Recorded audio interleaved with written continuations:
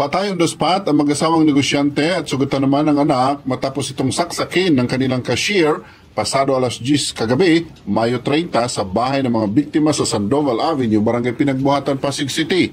Kinilala ang biktima mag-asawa na sina Antonio Rosit, 75 taong gulang, at Nena Rosit, 60 taong gulang, at sugatan naman ang kanilang anak na si Benedict Kirby Rosit, 18 taong gulang. Samantala, kinilala naman ang sospek na si Melka Karina Villa, 24 na taong gulang, walang asawa at residente ng East Rembo, Taguig City na cashier sa LPG store na pagmamayari ng mga biktima. Ayon sa inisyal na investigasyon ng Pasig City Police Station, pumunta sa bahay ang sospek upang mag-remit ng benta nito sa LPG store na negosyo ng pamilya Rosit. Kinuwestiyon umano ng among babae ang benta ng suspek na naging dahilan ng kanilang pagtatalo hanggang sa uminit ang ulo ng suspek at nauwi sa pananaksak. Matapos umano saksakin ng suspek ang among babae, ay agad namang inundayan ng saksak ang among lalaki na agad na ikinamatay ng mga ito.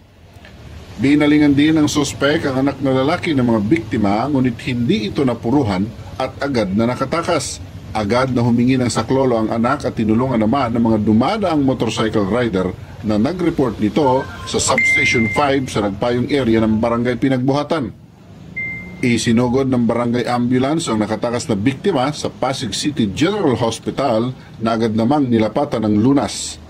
Kaagad namang inaresto ng mga responding police ang suspect, binasahan ng Miranda rights. Na-recover sa suspect ang kutsilyong ginamit nito sa krimen.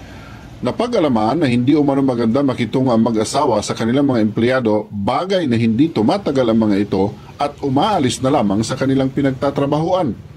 Papalit-palit umano ang mga trabahador at itong si Villa lang ang tumagal na empleyado na ayon sa mga nakakakilala ay baka hindi na nakapagtimpi dahil pinagbibintangan umano ito palagi na nangungupit ng benta sa tindahan.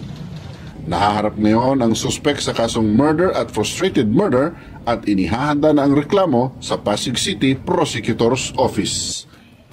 Nep Castillo nag-uulat para sa Bravo News Nationwide.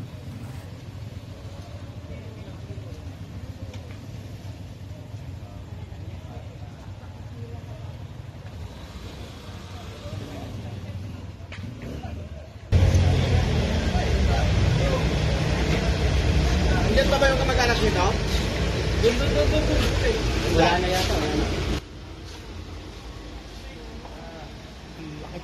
Laking baba. Pala yan.